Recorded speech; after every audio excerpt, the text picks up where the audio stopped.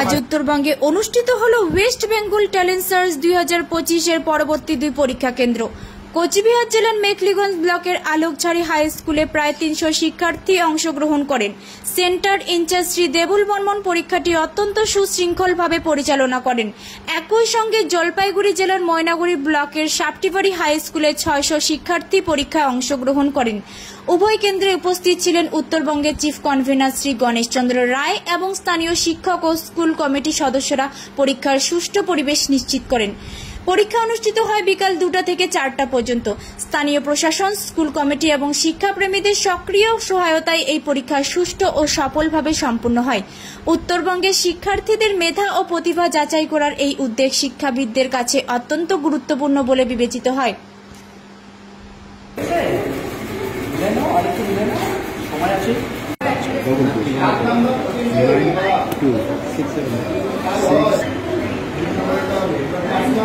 পরীক্ষাটার বিষয়ে বলেন।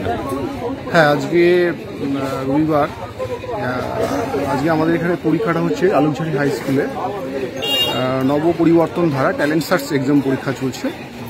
এখানে পরীক্ষা চলছে হচ্ছে ক্লাস 1 থেকে ক্লাস 10 পর্যন্ত।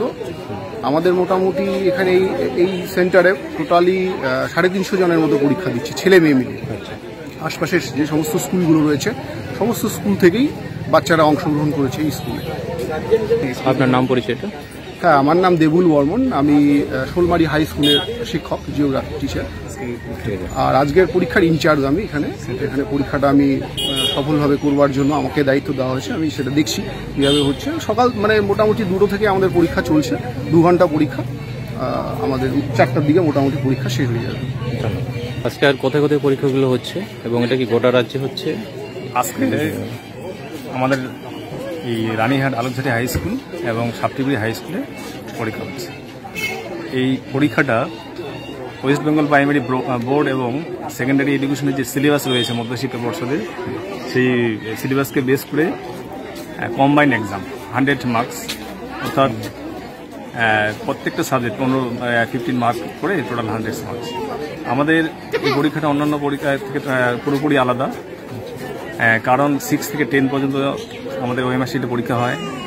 আমরা সবাই জানি যে ওএমআর শিটের ব্যবহার আগামী কর্মজীবনে প্রবেশের ক্ষেত্রে বিশেষ গুরুত্ব রয়েছে। এছাড়াও আমাদের যারা 80 ঊর্ধ্বে পায় তাদেরকে আমরা অ্যানুয়াল ফাংশনের মাধ্যমে পুরস্কৃত করি।